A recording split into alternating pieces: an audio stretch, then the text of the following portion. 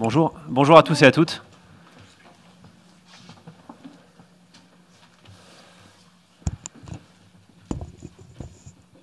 D'abord, bienvenue au CHU de Rennes, au nom de la direction générale du CHU que je représente aujourd'hui. Je vous prie d'excuser dans l'absence de Véronique Anatole-Touzé qui est en déplacement à Paris et qui ne pouvait pas se joindre parmi nous.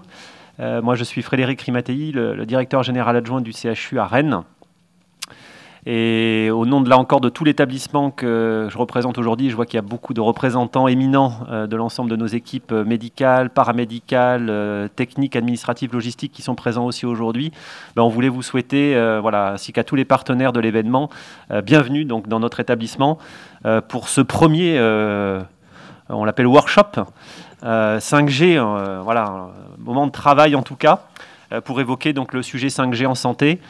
Qui est un point majeur de la stratégie de notre établissement en matière d'innovation pour les quelques mots que je vais pouvoir vous rappeler aujourd'hui. Donc en tout cas, un grand bienvenue dans l'établissement au CHU ici à Rennes et merci mille fois à tous ceux qui ont contribué donc, à l'organisation de la donnée d'aujourd'hui. Je ne vais pas vous faire la liste de tout l'ensemble des partenaires, mais on a un très très bel écosystème autour de nous.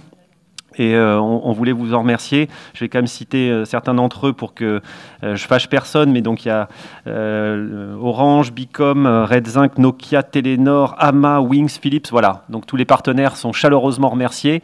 Il y en a bien d'autres aujourd'hui aussi à remercier. Ce sont l'ensemble des équipes qui sont présentes.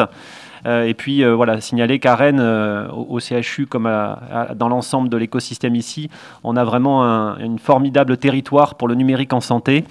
Vous savez que Rennes, historiquement, pour ceux qui sont pas, et peut-être qu'on fera une petite traduction après si vous le souhaitez, mais Rennes est une ville en France où le numérique a pris beaucoup d'importance et les télécommunications depuis très longtemps. C'est l'administration du territoire à la française.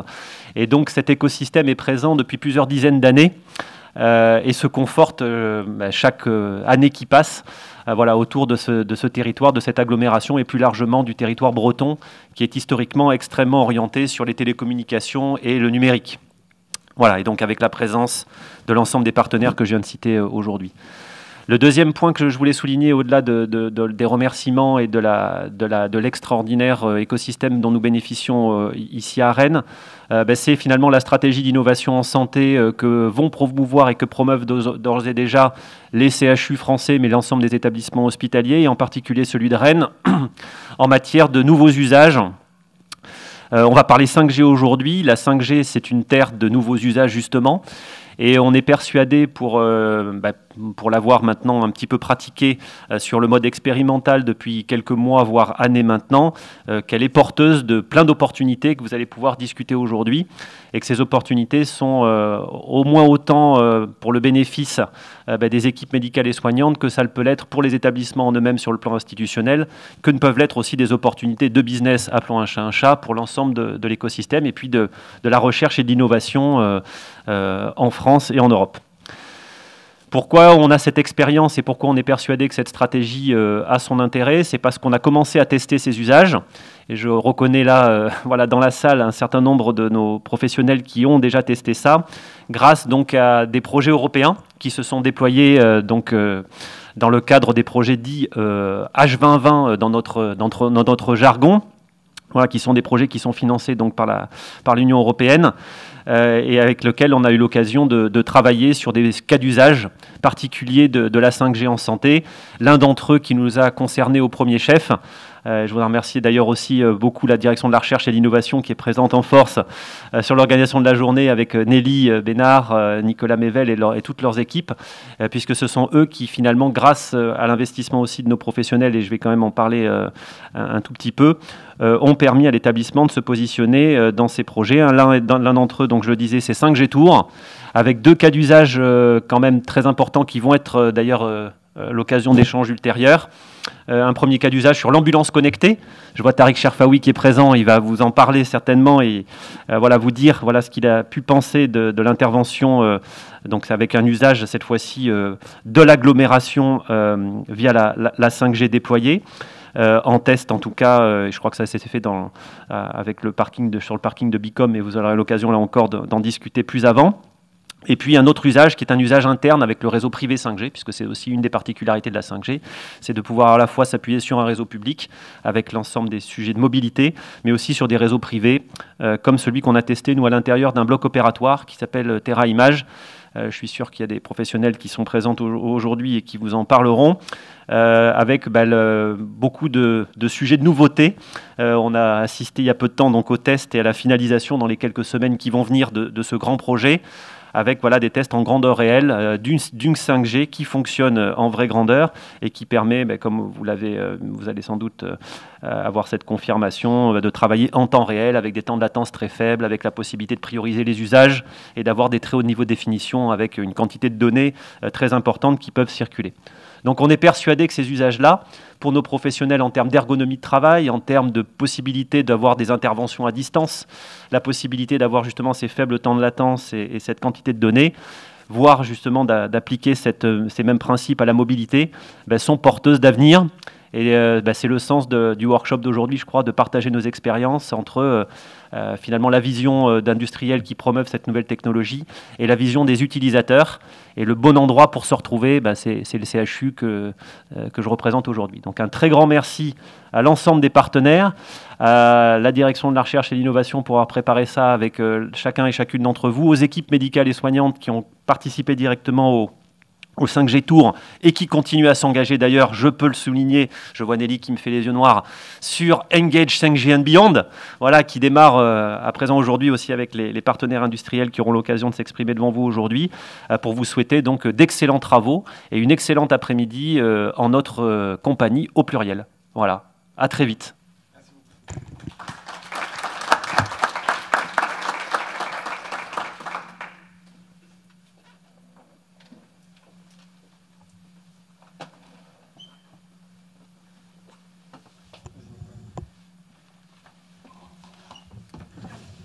Donc, presque sans transition, on va passer à la session de présentation. Donc, effectivement, il s'agit aujourd'hui de 5G. Donc, on s'est dit qu'on allait quand même le présenter, introduire le sujet, voir globalement ce que c'est que la 5G, et ensuite se spécialiser de plus en plus pour comprendre en fait l'apport de la 5G dans le domaine du médical.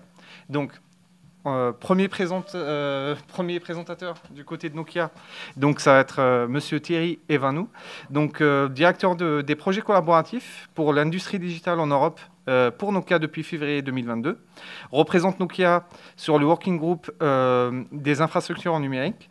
Il a été en charge du développement et du positionnement stratégique des actions de Nokia en France de 2021 à 2022, et avant cela directeur des sites de Lannion et de Nozay. Donc vous connaissez un peu la région. Alors, juste avant ça aussi, en charge du grand emprunt et de l'investissement d'avenir, un programme dans les affaires publiques pour Alcatel-Lucent France, et coordinateur pour la souveraineté des télécoms, un plan industriel en France. Un sujet d'actualité et qui sera important aujourd'hui. Voilà, donc je vous laisse présenter, introduire votre sujet. Très bien, merci. Effectivement, je connais un peu la région. Petite anecdote, j'ai vécu les premières heures de ma vie dans cet hôpital. Donc je connais bien cette région. Je ne m'en souviens pas beaucoup, mais... Donc ravi effectivement de participer à cet événement aujourd'hui. Et effectivement, l'idée était peut-être d'abord de démarrer par la petite question, mais qu'est-ce que la 5G ? Sorry, I will do it in French, but you know everything about 5G, I guess. Donc effectivement, vous introduire un peu la 5G, ses grands principes et effectivement tous les attendus qu'on peut avoir dans de nombreux secteurs, dont le secteur de la santé. Alors, ce qui est important, c'est pas que Nokia qui le dit, mais on positionne effectivement la 5G dans toute cette évolution des révolutions industrielles qui ont pu exister. Je ne vais pas citer les trois premières, mais vous les voyez, il y a eu à peu près, c'était tous les 100 ans, l'introduction d'une technologie qui a apporté des évolutions, voire des révolutions, aussi bien dans le domaine de l'industrie que de la production massive, que de l'automatisation, qui sont en gros les trois grands éléments qu'on a vus dans ces ces 3 premières révolutions industrielles et qui, à chaque fois, ont des impacts de plus en plus forts sur, j'allais dire, la vie de tous les jours, la vie économique, au-delà des aspects industriels et économiques purs. Et la 5G, on considère effectivement que c'est une 4e révolution industrielle qui arrive, mais alliée aussi bien à l'intelligence artificielle, le cloud, la robotique. C'est le combo, je dirais, de toutes ces technologies qui, à un moment donné, amènent ces révolutions. Et je dirais, il y a encore 4-5 ans, quand chez Nokia, on commençait déjà à parler 5G, la question que je posais souvent à tout le monde, c'est « vous rêvez de quoi ?»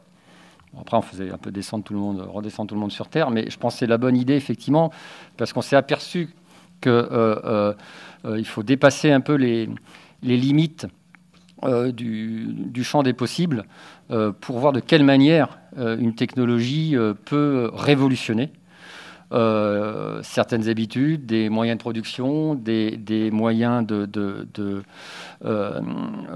process, des façons de, j'allais dire, dans les 2 sens du terme ici, des façons d'opérer. Et c'est effectivement pour ça que la 5G, au-delà de... OK, c'est une nouvelle technologie qui arrive sur les smartphones. On s'aperçoit de plus en plus, et mes 2 collègues ici le démontreront, le diront, qu'il y a énormément de secteurs qui sont impactés positivement, mais ont besoin effectivement de plus en plus de comprendre réellement et concrètement ce que technologiquement la 5G peut apporter, et de voir de quelle manière, par rapport aux besoins actuels, j'allais dire aussi aux rêves qu'on peut avoir demain, comment la 5G peut apporter une nouvelle façon de travailler dans certains domaines. Et bientôt, peut-être qu'on rajoutera 6G. Pour info, chez Nokia, on commence déjà à travailler, aussi avec Orange ou Ténor, sur la 6G, mais on en reparlera dans quelques années. Alors, la 5G, qu'est-ce que c'est? Bon, effectivement, ça vient après la 4G, ça vient à la 3G. Ça, je dirais, c'est l'habitude qu'on a de dire plus de débit sur mon smartphone. Mais en fait, ce qu'il faut voir, c'est que c'est, d'un point de vue technologie, ce sont vraiment des nouveaux systèmes de radio qui arrivent et qui sont pensés. Typiquement, très simplement aujourd'hui, sur la 4G, vous avez une antenne radio qui émet pour tout le monde et elle émet tout le temps. Là, on peut émettre simplement pour le besoin et pour l'objet qui en a besoin. Donc, la radio devient plus intelligente, si je puis dire. Et ce sont aussi des nouvelles architectures de réseaux qui arrivent pour apporter, justement, on parlait un petit peu tout en introduction, du très haut débit, des latences très faibles, des connectivités, la connectivité sécurisée. Donc c'est pour ça qu'aussi d'un point de vue évolution 2G, 3G, 4G, 5G, il y a énormément d'évolutions technologiques, opérationnelles et d'architecture qui viennent avec cette technologie. Et on commence un peu à arriver sur les usages. Certes, c'est de la technologie, et ça démarre toujours par de la technologie à un moment donné, mais peut-être qu'on va un peu loin, mais c'est dans la fameuse question des rêves, c'est de se dire on va améliorer la manière de fonctionner, que ce soit d'un point de vue professionnel, que ce soit d'un point de vue, on va voir dans quelques exemples, sportif, que ce soit d'un point de vue artistique, d'un point de vue administration des collectivités territoriales. On s'aperçoit qu'il y a un outil, il faut bien le voir comme un outil, qui va nous permettre de travailler peut-être différemment ou d'une meilleure manière. Alors, ça peut paraître un peu abscon, mais ce qu'on voit sur la gauche, en fait, c'est le triptyque de la 5G. C'est effectivement, ça amène beaucoup plus de débit. Ça, c'est l'évolution naturelle qu'on a à chaque fois. Ce qu'on appelle l'extrême mobile, le broadband, avec des pics qui peuvent aller à 10 gigas et voire plusieurs gigas dans certains cas. Donc ça, je dirais évolution naturelle qu'on a toujours vu, plus de débit. Et les 2 éléments majeurs, on pourrait dire les 2 piliers aussi, qui supportent ce très haut débit derrière, c'est ce qu'on appelle massive communication, c'est pouvoir connecter des milliers, des dizaines de milliers d'objets. Alors je dirais, le premier objet qu'on connaît, c'est celui-ci, c'est le smartphone. Et ça peut aller jusqu'à la voiture, qui est aussi qui devient un objet connecté. Et je vous laisse imaginez tout ce qu'on peut avoir entre les deux dans le domaine de l'industrie, dans le domaine de la santé, dans le domaine des stades connectés, etc. Donc c'est connecter des dizaines de milliers d'objets. Et aussi, c'est d'avoir des communications qui soient fiables. Et dans le domaine de la santé, c'est un élément pour vous qui est critique, ce qu'on appelle les communications critiques, qui vont se baser sur des latences qui peuvent être très faibles, et ce qu'on appelle du slicing, donc de voir comment on peut découper aussi le réseau en tranches. Donc, pour tous ces usages, le réseau 5G se met en place, c'est un petit décalage là, et on peut s'appuyer sur différentes façons en fait, d'avoir un réseau 5G. Donc c'est le réseau public et traditionnel, le réseau d'Orange, sur lequel on va pouvoir porter des premiers services, des premiers usages, je dirais, assez classiques dans un premier temps, hein, tout ce qui est entreprise, voix, alors ce qu'on appelle Fixed Access Wireless. On utilise finalement la radio 5G comme étant l'équivalent finalement d'une fibre pour apporter l'Internet au débit chez le particulier. On le voit surtout aux États-Unis. En France, ce n'est pas le cas parce qu'on a un excellent réseau fibre, où ça peut être dans des régions un peu reculées. Donc ça, c'est le réseau public, j'allais dire un peu traditionnel.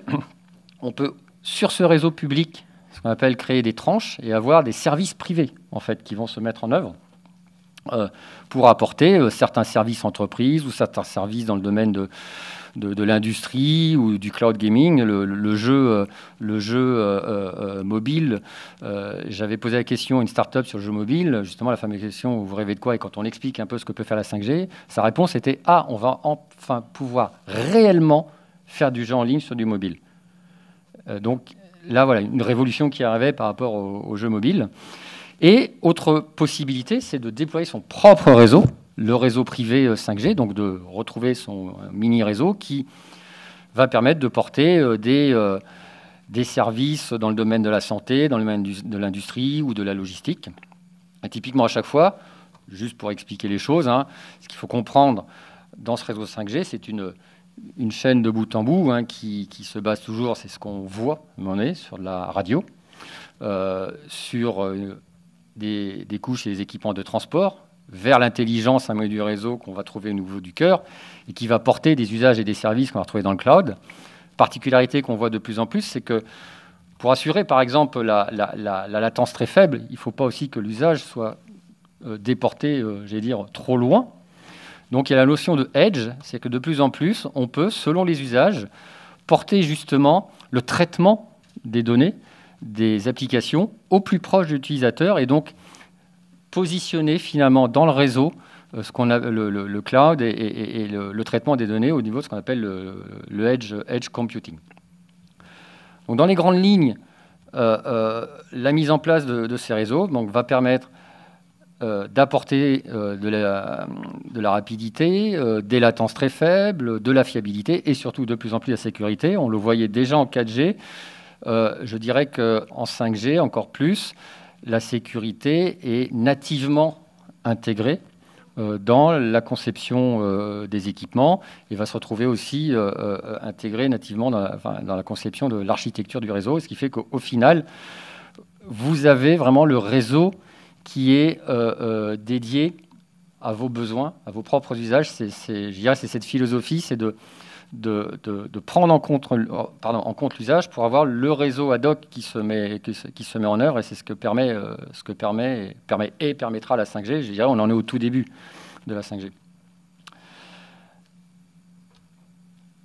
Un élément majeur, évidemment, sans fréquence, on ne va rien faire. Ce qu'il faut savoir aujourd'hui, c'est que la 5G aussi va permettre d'aller exploiter de nouvelles fréquences dans le domaine de la mobilité. Elles étaient connues déjà dans le domaine des télécommunications. Donc je dirais qu'il y a des fréquences assez traditionnelles qui permettent de couvrir aujourd'hui centres urbains, périurbains et campagnes, donc avec on le voit ici un peu, des tailles de cellules plus ou moins importantes. Plus la fréquence est basse, plus la cellule est grande, mais on a un peu moins de débit, donc il y a toujours le compromis à avoir vers je vais avoir beaucoup plus des fréquences un peu plus hautes qui porteront un peu moins, c'est la physique, on ne peut rien y faire, qui peuvent porter par contre beaucoup plus de débit. Donc il y a toujours ce compromis à avoir en fonction des utilisations. Donc aujourd'hui, il faut savoir que La plupart les réseaux sont déployés sur ce type de fréquences. En 5G, les fréquences récemment attribuées il y a un an à peu près maintenant, un an et demi, ce qu'on appelle le 3,5 GHz. Donc tous les opérateurs ont déployé à partir de ces fréquences et commencent d'ailleurs aussi à réutiliser les fréquences des autres technologies, 4G, 3G, 2G, puisqu'au fur et à mesure, ces technologies vont disparaître. Je crois que c'est à peu près il y a 2 mois. D'ailleurs, Orange a fait une annonce sur l'arrêt de la 3G. Et à travers le monde, tous les opérateurs annoncent justement ce qu'on appelle le decommissioning des fréquences, des technos, mais ces fréquences vont être utilisées. Et ce qui est nouveau, qui arrive, ce sont les fréquences très hautes. En France, ce qu'on appelle 26 gigas communément, donc qui permettent des très courtes distances et des très, très hauts débits, des latences très faibles. Et donc, on voit, en ce moment en France, ce sont des fréquences expérimentales qui sont utilisées. L'objectif, souvent ce qu'on voit comme type d'usage, ce sont des usages où il y a, par exemple, énormément de débit, comme la vidéo, par exemple, et avec des latences très faibles. Donc ça, c'est en cours d'expérimentation aujourd'hui. Ça existe déjà aux États-Unis, dans ce qu'on appelle, par exemple, les stades connectés. Donc voilà le schéma un peu de les fréquences qui existaient aujourd'hui, qui déjà permettent de couvrir sur des moyennes et longues distances le territoire et apporter des usages. Et plus on va aller dans les fréquences très hautes, moins il y a de distance, mais plus on aura de débit. Et on va le retrouver surtout soit dans des endroits très spécifiques, type stade, type gare, des choses comme ça. Donc souvent dans les centres urbains et périurbains. Alors, je vais tous les passer, il y a une petite animation, mais ça s'arrête là. Évidemment, ça ouvre plein de champs des possibles. Très rapidement, donc, dans le domaine des chaînes de production, ce qu'on voit souvent, et je visitais encore ce matin là, avec Selcar à côté, c'est que les chaînes de production ont besoin de plus en plus de souplesse. Et pour le résumer simplement, ce qu'on voit assez souvent, donc il y a beaucoup de données qui sont transmises d'autres, toujours quelque chose d'assez basique, donc on met des câbles. Et donc la chaîne de production, des fois, est difficile peut prendre du temps à remettre en œuvre pour une nouvelle voiture et autres. Donc on voit que le mobile, entre autres, et la 5G permet d'apporter non seulement une souplesse de collecte des données et de reconfiguration de l'outil de production, mais aussi en même temps de sécurité des données. Certains industriels ont démarré par du Wi-Fi et, je ne vais pas dire sur son mordu les doigts, mais presque, pour les problèmes de sécurité, pour les problèmes donc de fiabilité et de continuité des données. Dans le domaine du transport, il y a beaucoup de projets qui sont envisagés. Alors, on parle au départ du véhicule autonome. Peut-être parler plus aussi des véhicules connectés, de voir comment le véhicule avec un autre véhicule, le véhicule avec la route, les équipements de bord de route avec le véhicule peuvent communiquer et apporter des informations de sécurité. Mais ce sont aussi pour les constructeurs une manière, par exemple, il y a de plus en plus de logiciels dans nos voitures, de voir de quelle manière ils peuvent aussi télécharger le nouveau logiciel qui va apporter soit une nouvelle fonctionnalité, soit corriger. Des fois, on a des rappels de voitures, donc de le faire peut-être à distance.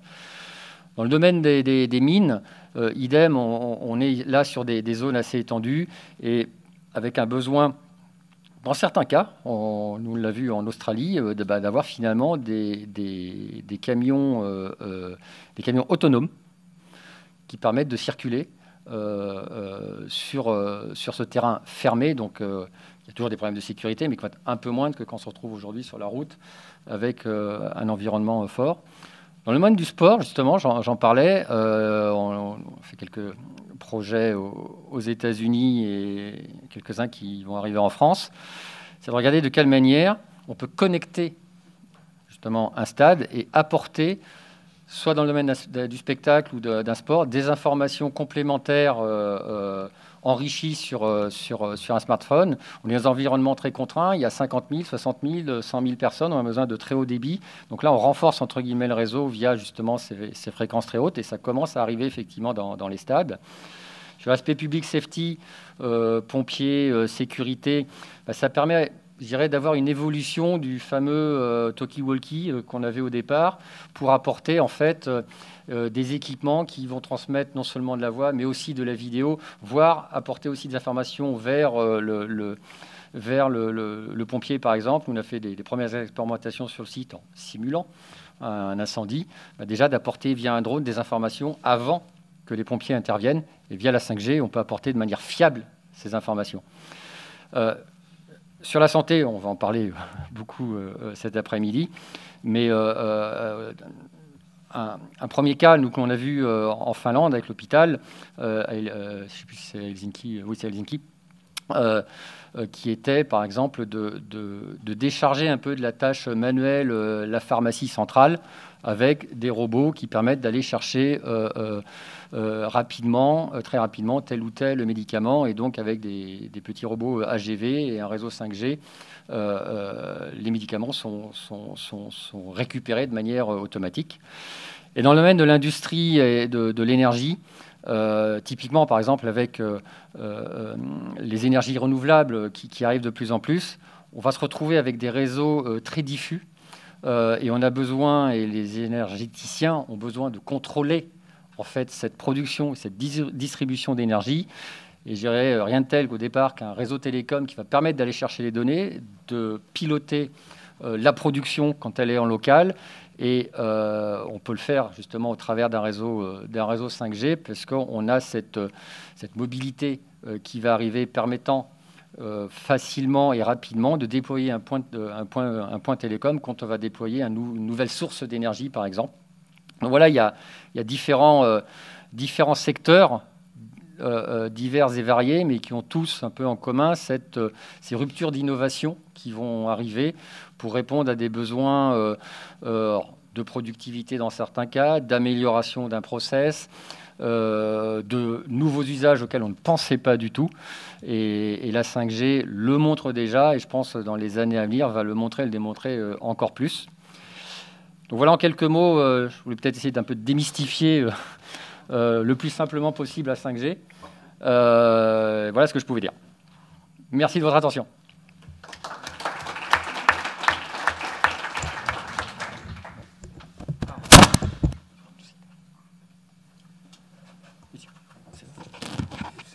Alors, on va passer à notre deuxième présentateur, donc Pär Hjalmar Lene. Là-dessus. Donc, qui est un chercheur senior pour Telenor, un opérateur norvégien. Donc l'opérateur national norvégien, travaille sur différents aspects des communications mobiles terrestres, surtout sur la partie radio, propagation et émission, les antennes, multiples antennes et autres, engagés dans des activités autour de la gestion du spectre. C'est pour la partie communication évidemment, à plusieurs publications internationales, contribue à plusieurs projets de recherche, notamment 5G Heart. Donc 5G Heart, 5G Heart, ce que vous verrez lors des démos, c'est un des projets avec qui on a collaboré. Donc aujourd'hui, on représente les deux projets européens. Et donc Pär travaille sur ce second projet. Donc Pär is a senior researcher for Telenor. He is working with different aspects of terrestrial mobile communications, mainly in the area of radio propagation, radio access technologies, multiple antenna systems. He's been published internationally and works on European projects in the EU framework. 5G Heart is the one we are hosting today with 5G Tours. I'll let you present, Pär, and give you the floor. Thank you very much. Does this work? Yeah. Yes, thank you for the introduction, Sofiane. Yes, I'm Pär Lene from Telenor Research, and I'm going to give you a small overview of the e-health trials we do in the 5G Heart project. I am the work package lead in 5G Heart for the e-health trials, and that has been some education for me as an engineer. So I'm going to try to convey some results also from non-technical work today that could be interesting for all of you, I hope. My outline is as follows. I'm going to give you a brief overview of the use cases we have in 5G Heart, and then I'm going to give you some highlights of 3 of the experiments we are working with together with all the partners. First of all, we have 3 what we call major use cases for eHealth, and these are also divided into different scenarios. We have chosen these use cases because we believe they will challenge both the performance and availability of 5G services, and with a vision with hospitals without walls. The first case is what we call remote interventional support, and that means using remote assisted or controlled ultrasound, advanced video, and augmented reality in different clinical situations. And the point is that if we can do this over a distance, it will mean great benefit for the patients as well for the healthcare system. Second case, or second main use case, is an automatic pill camera. This is a camera which, or a pill which is supposed or can replace colonoscopy for cancer detection. This type of cancer has very high mortality. It is, let's say, screening with conventional colonoscopy is very expensive and time-consuming, both for the patients and for the healthcare professionals. So by replacing this with a capsule, which provides video footage from the colon, which can be automatically analyzed and detected with an AI algorithm, would mean great benefit for these type of patients. Third use case, the vital sign patches, including advanced geolocation, is the prototyping of a single-use vital sign patch, including the accurate geolocation technology using current and future versions of either NB-IoT or LTM. And then it also includes the real-time health condition monitoring of workers in remote locations. Now the 3 cases, so first, just a few words about where do we work in the 5G Heart project. We have actually experiments ongoing on different levels in 5 locations. Starting with the Norwegian location, we do host remote ultrasound, we host critical health event case, and also the colon capsule, and it was intended at least to host the vital sign patch, which has proven a bit difficult due to the COVID situation and other features. And that was based on the platform developed in another EU project called 5G Vini. We have experiments in Finland, in Oulu, done by the VTT, which basically includes a case of educational surgery. In the Netherlands, we do experiments on paramedic support mainly, in 5 Groningen platform in the Netherlands, hosted by TNO. In Netherlands also, Philips Laboratories are doing their own experiments in Eindhoven in the Netherlands on the ultrasound as well as the vital sign patch. Not least, of course, we have also the Greek platform doing the aquaculture remote health monitoring. This will also be demonstrated later today. Come back to that. And not least, the French host, or the French site, which is in Grenoble by the CEA Leti Labs, who works on technology for localizing the patch or the tag, which is developing by Philips. So first case I'm just going to tell you a bit more about is this case with remote guidance of ultrasound examination for CHD, congenital heart disease patients, which includes newborn babies with a possible heart condition. And the scenario is on the right here. You can see Norway is a very long country. We have a lot of, let's say, distributed population or and remote areas.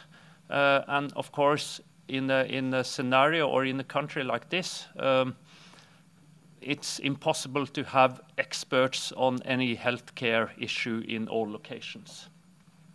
So our main experts in the Norwegian healthcare is in Oslo, but let's say you have good facilities in the city of Tromsø, which is north of the polar circle, very famous for that.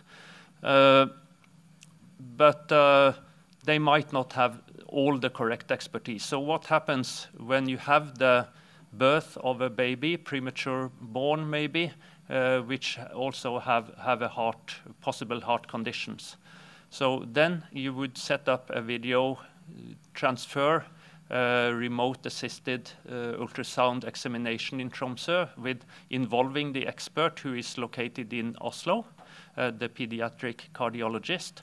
He could even be on call, not present at the location, at his, for example, at his home or at his cabin or wherever, and do assisted ultrasound examinations to Tromsø.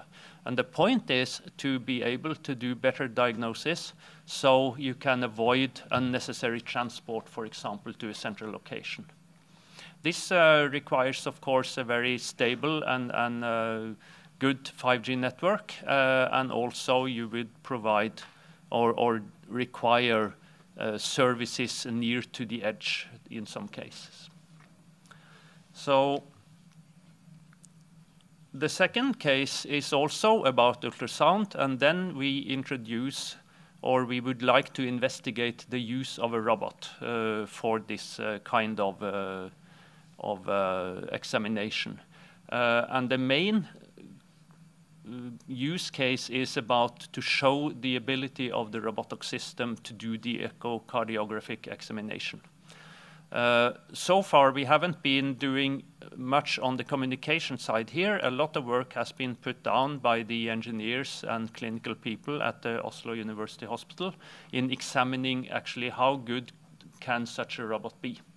But it is quite obvious that if they manage to get a very good setup for the robot itself, the next step is to actually connect it and do this on the distance. And this is a 6 degrees of freedom robot, and a lot of work has been put down can they make a reliable ultrasound examination with this setup. And one of the challenges has been to position the probe correctly, and they have been doing tweaks on the robot itself to actually be able to position the probe better to do this. So of course, examination time, we do want to measure the examination time. It's important that you have the image quality. It requires quite both high bandwidth, it requires high reliability and low latency for this issue. Third case today, which I'm going to talk about now, is this direct-to-cloud vital sign patches. And this is, I mean, why do we want this? I mean, the point is that you can attach this to patients for, let's say, post-surgery and, of course, recovery from COVID-19. Chronic patients, monitoring them without, let's say, having them into institutions, hospitals. You can save resources, but not least, you can also make the situation safer for the patients. And why? And one of the points is that we also want this to be a direct-to-cloud connectivity. Connect it anytime, anywhere, through the cellular network directly. That means that the target is to make it hassle-free. You don't need a gateway, you don't need a phone, you're not supposed to charge this device, no setup. Just out of the box, it works. It has a lifetime, which must be enough. It just provides the service you need. So there are some challenges, as we can see in the triangle here. Battery life, up to 30 days is the target. And to get that, we need to work on the data size, because any bit transferred from the patch to the cloud will consume energy. So Philips has done quite some studies on the protocol here to reduce the protocol overhead to save energy. Second, coverage is important for such a system. You want the patient to be able to be wherever he or she wants to be, at home, on the move, if that is consistent with the condition, maybe even something you want, dependent on what kind of condition the patient is in.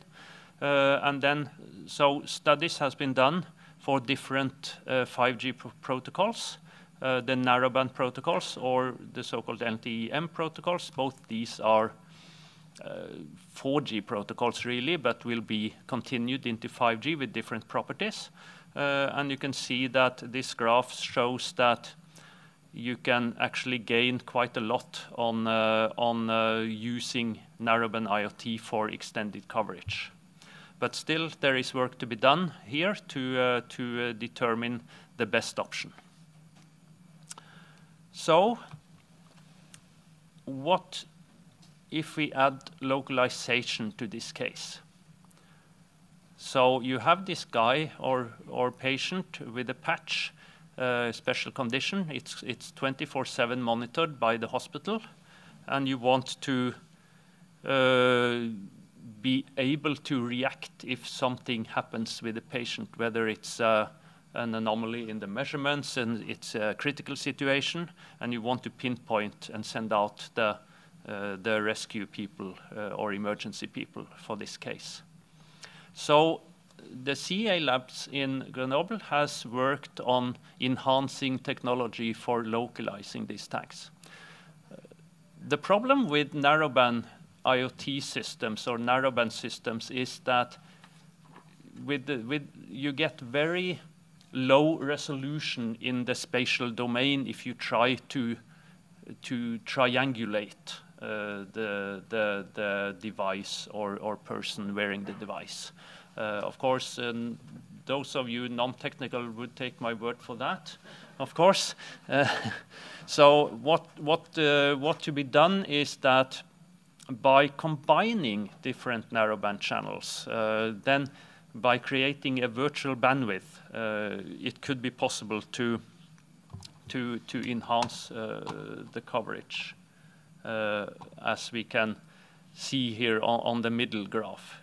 First, you triangulate to find the spot, and then, of course, you try to step in frequencies to create a virtual bandwidth. By doing measurements on the narrow band, but on different frequencies, you create this apparently higher bandwidth. And the results so far are quite amazing. Simulations have been done, but also CEA is doing measurements in Grenoble as we speak, I think, more or less. And you can see from a conventional ranging, you get a error of up to 150 meters. Could be critical, actually, in a specific situation. But with this multi-frequency technique, you are down to 2 meters, actually, possible. CEA is going to be demonstrating this, I think, next week at the large conference, which is in Grenoble, the EU CNC conference. So that would be very interesting to see, actually. And they have set up quite some test stations in and around Grenoble and have their kind of laboratory equipment and also devices that they do collect data on this system.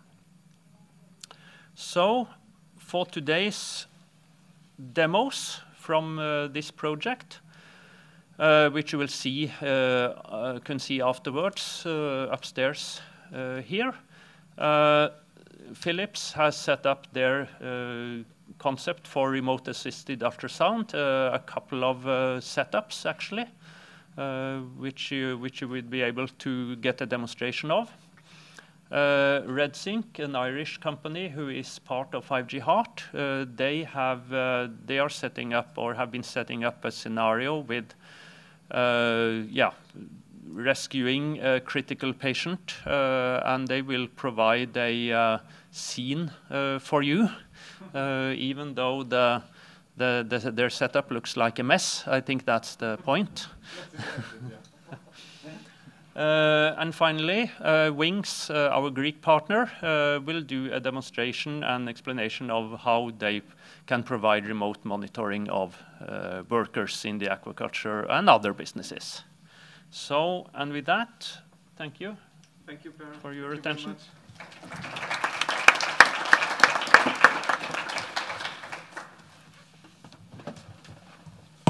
Alors, juste avant de passer à Nicolas que je vous présenterai, donc pour rappel, vous pouvez poser vos questions sur le dernier lien de cette feuille qui vous est partagé pour la table ronde qui sera vers la fin de la journée, entre 16h30 et 17h30. Vous avez 2 autres QR codes que vous pouvez scanner pour donner votre avis sur la journée d'aujourd'hui et la qualifier en un mot pour le nuage de mots à la fin.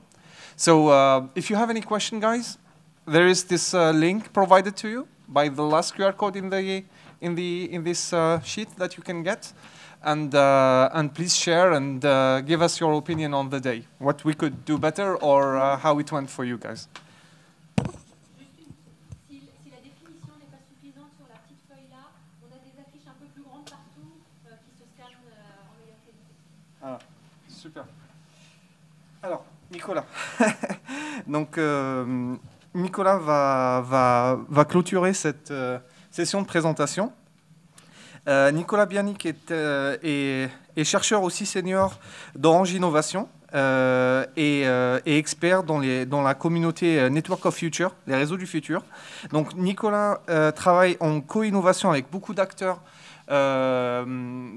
en entreprise, certaines du CAC 40 d'ailleurs, et permettra justement de donner un point de vue d'un opérateur sur l'usage de la 5G par ces acteurs-là. Et on essaiera en fait, en clôture de cette session, de trouver les synergies entre la 5G vue du point de vue industriel, comment ça peut justement alimenter la réflexion sur la 5G côté santé, par exemple. Ce que introduisait justement Thierry en début de séance.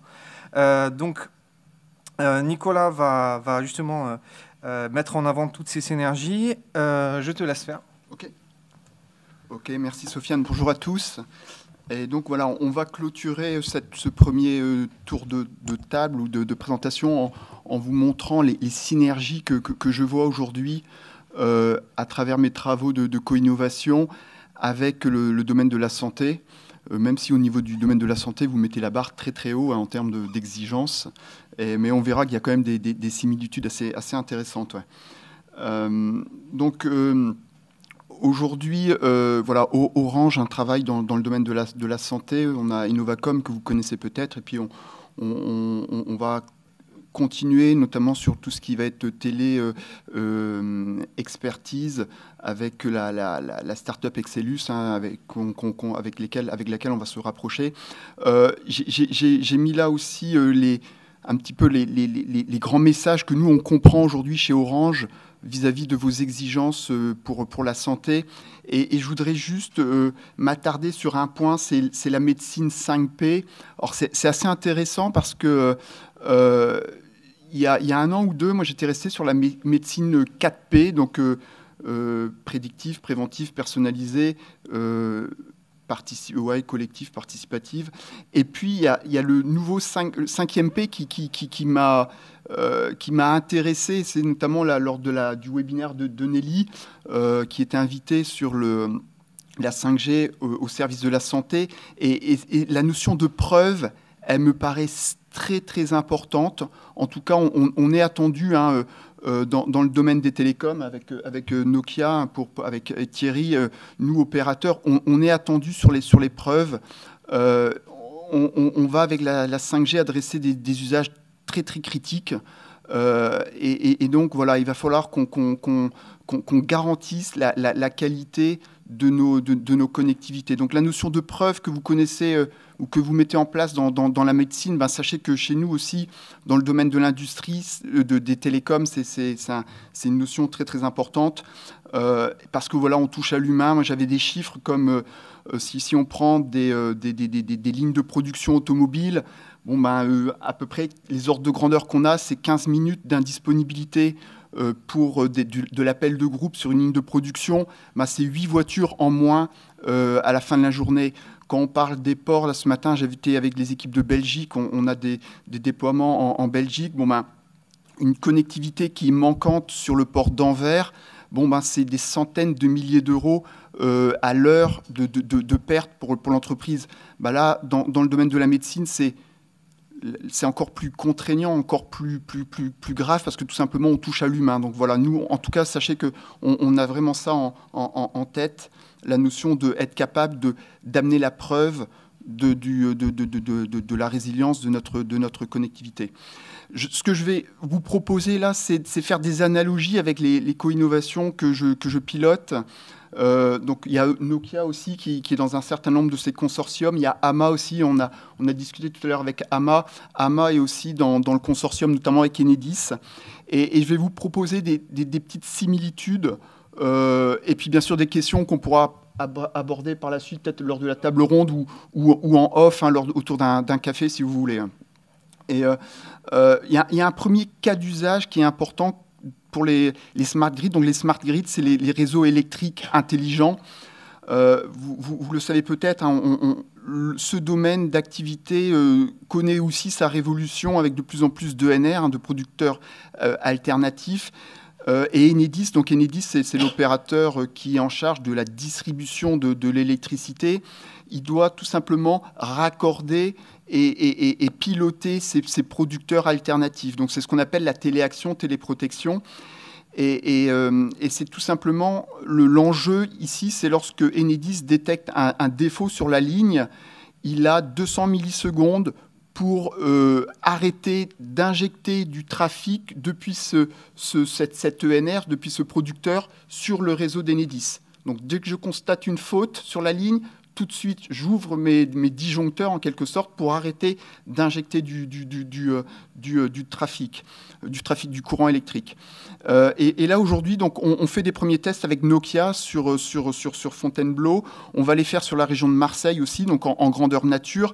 Et une première question qu'on a et qu'on va tester cette année avec Enedis, Nokia, Schneider Electric, c'est qu'aujourd'hui, on gère de la priorisation de trafic de la même manière que dans 5G Tour, vous le faites avec les ambulances connectées. La question qu'on se pose, c'est que dès lors qu'on va aller sur du réseau commercial, notamment à Marseille, on a développé de la 5G, une première version de la 5G, c'est de se dire, est-ce que ça va suffire cette priorisation de flux, ou est-ce qu'il faut aller encore plus loin, renforcer par exemple la sécurité et se dire le réseau commercial ne suffit pas en termes de sécurité, je dois remettre des surcouches. Donc tout à l'heure, Thierry parlait de network slicing, voilà, ça pourrait être une concrétisation, c'est de se dire sur ces usages critiques comme l'ambulance connectée, la priorisation de flux ne suffira pas, il faudra que l'opérateur ou l'intégrateur de services développent une meilleure connectivité. Le deuxième co-innovation que je voulais partager avec vous, c'est la SNCF. La SNCF fait là encore une grande transformation digitale, pas seulement dans les gares, mais aussi sur les lignes, mais aussi dans leurs centres de supervision, tout simplement puisqu'ils sont face à un changement de génération à mettre en place au niveau des réseaux télécoms. Jusqu'à présent, ils utilisaient du GSM-R, dérivé du GSM qui arrive en fin de vie. Et donc 2025-2030, ça va être pour eux la bascule vers la 5G. Et ce qu'on voit en plus, donc côté SNCF, c'est qu'ils vont travailler de plus en plus sur le train autonome, tout simplement pour cadencer encore plus les TGV sur les lignes à grande vitesse. Et ce qui est intéressant de voir avec la SNCF, c'est que pour piloter ces trains à distance, il faut que la connectivité soit tout le temps là. Il faut que la connectivité couvre 100% des lignes. Et pour cela, la SNCF ne se contente pas des réseaux cellulaires, mais y adjoint aussi d'autres technologies comme le satellite.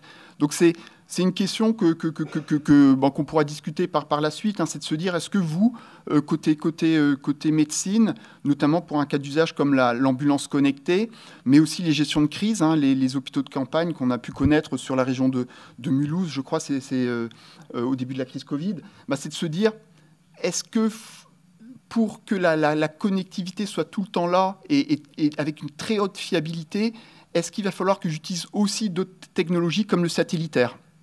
Voilà. Donc c'est ce qu'on appelle, nous, l'hybridation de réseau. Et donc ça complexifie la chose, mais ça nous permet d'avoir vraiment des garanties, une fiabilité très très forte en termes de couverture. Si je continue dans les analogies avec les co-innovations, on a une autre co-innovation importante, toujours avec Nokia, avec Schneider Electric. Hein. Donc Schneider, c'est un leader mondial aussi sur la fourniture d'équipements électriques. Et ce qu'on voit très, très bien avec Schneider, c'est qu'il y a, notamment dans leurs usines, il y a de la propriété intellectuelle qu'il faut protéger, il y a un savoir-faire industriel qu'il faut protéger, et c'est là encore très proche de ce qu'on connaît avec le domaine de la santé, puisque vous manipulez des données personnelles médicales. Et donc, il y a la question de la souveraineté, la maîtrise des données, et là, plusieurs questions se posent. Il y a notamment la notion de, pour une des attentes des clients, des CHU par exemple, c'est de maîtriser cette donnée et de garder cette donnée en local autant que possible. Ouais. Donc c'est une des premières questions qui va se poser, c'est quel type d'infrastructure on va mettre en place pour héberger ces données. Il y a des très belles initiatives au niveau européen, Gaia-X, je ne sais pas si le CHU de Rennes y contribue, vous me direz, hein, mais il y a des très belles... cette verticale de la santé est très bien représentée, au même titre que la verticale de l'énergie. Donc là, on a un socle technique qui peut être assez intéressant. Donc n'hésitez pas à réagir tout à l'heure hein, pour nous dire si vous croyez en Gaia-X, à ce hub, Smart Health Hub, pour... partager en confiance les données entre les différents acteurs autour de l'hôpital. Ouais. Et dernier point sur, donc quatrième et dernière analogie, c'est cette fois-ci les territoires. Et c'est encore une autre approche. Tout à l'heure, si vous vous souvenez de la présentation de Thierry, on disait, la 5G va se développer soit sur des réseaux macro, donc des réseaux commerciaux des opérateurs télécoms, comme on l'a fait en 2G, 3G, 4G, soit sur des réseaux privés pour les usines. Et c'est assez intéressant de voir qu'on a une version hybride qui voit le jour, notamment en France avec ArcelorMittal, hein, dans le nord de la France, dans les Hauts-de-France, autour de la région de Dunkerque. Ils ont fait une chose assez intéressante. Ils se sont dit, moi, ArcelorMittal, je vais développer ma 5G pour mes industries sidérurgiques, mais pas seulement pour mes propres usines, mais aussi pour tous les partenaires. Donc, je vais faire partager à mes partenaires cette connectivité 5G. On a la même stratégie avec le port d'Anvers, où c'est tout un ensemble d'usines qui va bénéficier vraiment de la 5G. Et il y a une analogie directe avec les GHT, hein, les groupements hospitaliers du territoire. C'est de se dire, moi, CHU de Rennes, peut-être que je vais pas seulement, moi, utiliser la 5G, mais je vais faire en sorte, dans mes modèles d'investissement, de faire profiter de cette 5G aux autres CHU ou aux autres groupements sur mon territoire. Et donc vient la question des modèles d'investissement, qui sont des questions très très importantes et qu'on se pose déjà dans nos co-innovations. On parle bien sûr technique, mais aussi on parle de modèles d'investissement. Donc voilà, est-ce qu'on fait du partage d'infrastructures donc pour moi, cette question-là est aussi importante au niveau des GHT. Voilà. Et donc pour terminer, je ne sais pas si je suis bon, Sofiane, dans le temps. Ouais. Je dirais en termes de perspective, je vois trois temps. Un premier temps qui est déjà bien engagé. Tout à l'heure, dans la note d'introduction, on parlait de engage 5G. Je crois que vous avez déjà identifié les cas d'usage. Donc, c'est très important de continuer d'expérimenter. Je discutais tout à l'heure avec Philippe. C'est très intéressant de voir tous les besoins, notamment de synchronisation entre la vidéo et le joystick pour l'analyse médicale. Donc, c'est très, très important de continuer à faire ces expérimentations. À moyen terme, va venir la question en plus de cette connectivité, de ce socle de connectivité, comment je pilote le partage des données en confiance. Donc voilà, est-ce que Gaia-X est le socle technique à réutiliser? Et puis le troisième temps, plus long terme, mais parce qu'on y réfléchit déjà chez Orange Innovation à cette 6G, je pense que Thierry aussi vous y réfléchissez, c'est autour de la 5G, clairement en Europe, on a beaucoup pensé la 5G pour les entreprises, pour les domaines B2B, pour les différents marchés sectoriels dont on parlait tout à l'heure. Mais en France, le progrès technique ne va pas forcément ou ne va plus nécessairement de fait avec le progrès social. Et je pense que dans cette perspective de la 6G, on est vraiment attendu. Et il faut que voilà, le progrès social se conjugue aussi avec la 6G. Et donc, en tout cas, nous, chez Orange Innovation, on réfléchit vraiment à comment mettre la 6G au service des citoyens.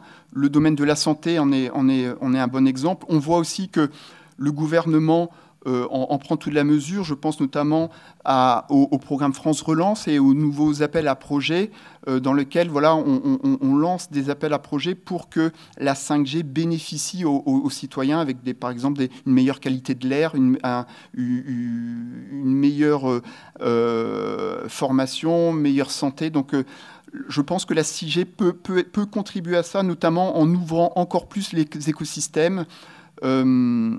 Mais n'hésitez pas, là encore, à réagir tout à l'heure. Merci, Nicolas.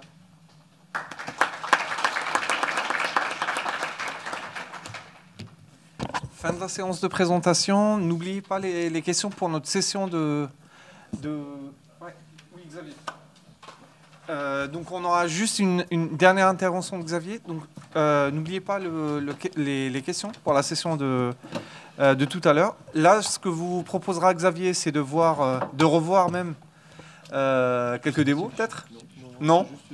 Un petit retour. En fait, je te laisse. Merci.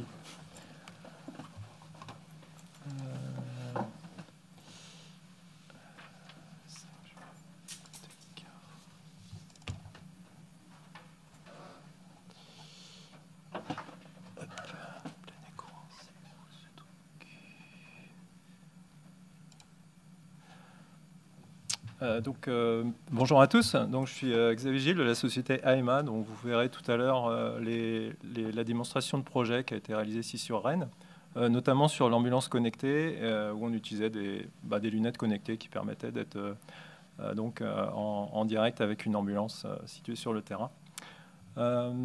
Quelques slides que j'appelle de transition. Qui en fait concerne le domaine plutôt radio, santé. Donc là, on a pas mal parlé de la 5G, donc qui est d'aujourd'hui. Donc on va refaire un petit retour en arrière, il y a quelques années quand on parlait de radio. Et on va aussi faire un petit saut en dehors de la France et en dehors de l'Europe. On voit ici le docteur Donald.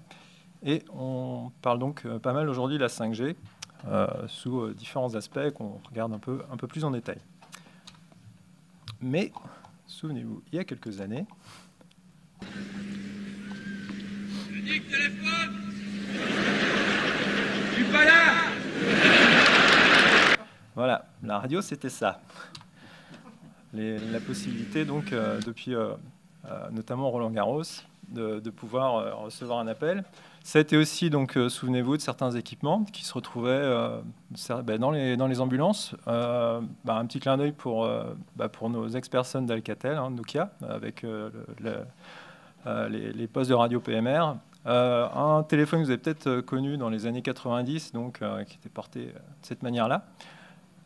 Aujourd'hui, donc en 2022, on a avec une couverture, alors c'est à la fois la couverture 4G, mais aussi 3G, voire 2G dans certaines zones. Malgré tout ça, il y a encore quelques zones blanches, donc ce qui évidemment sont encore un peu les limites si on commence à parler d'avoir l'hôpital qui est à proximité du patient, comme pour le cas de l'ambulance.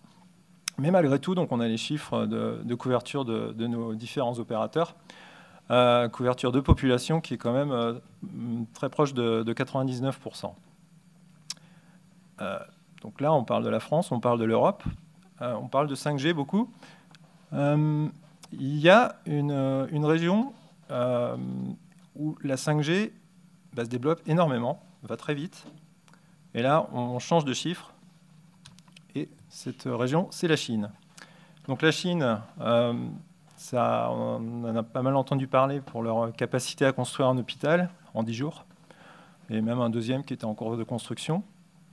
Et bien, ils en ont profité pour déjà mettre de la 5G, faire des consultations à distance. Donc là, on a les chiffres de construction, c'était le 2 février 2019, si je me souviens bien.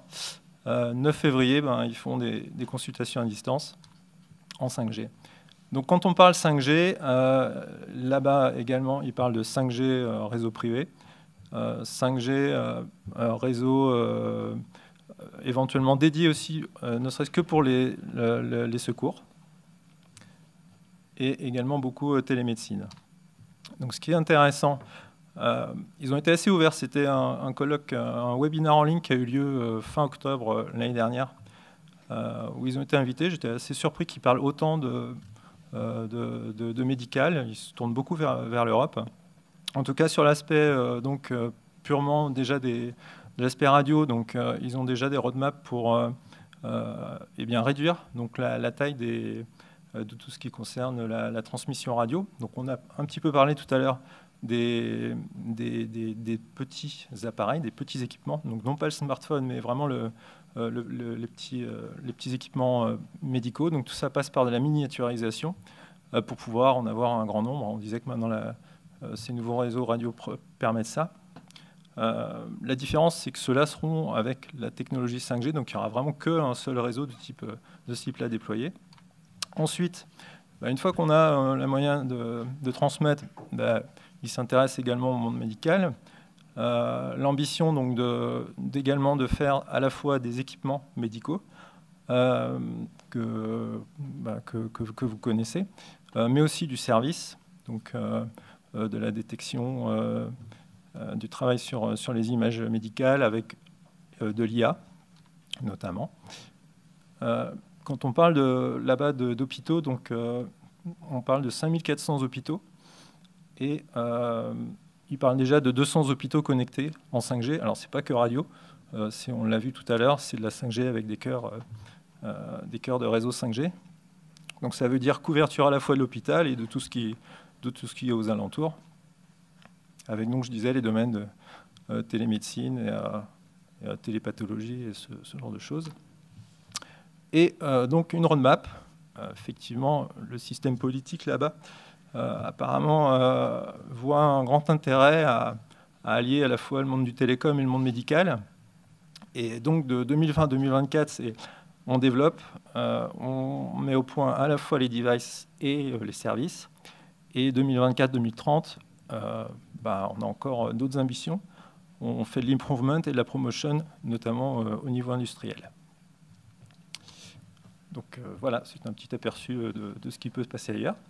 En tout cas, pour nous, ça nous donne déjà l'occasion de montrer nos expérimentations. Et je pense qu'aujourd'hui, on est tous réunis pour aussi, nous aussi passer à la suite. Merci Xavier. Merci à vous.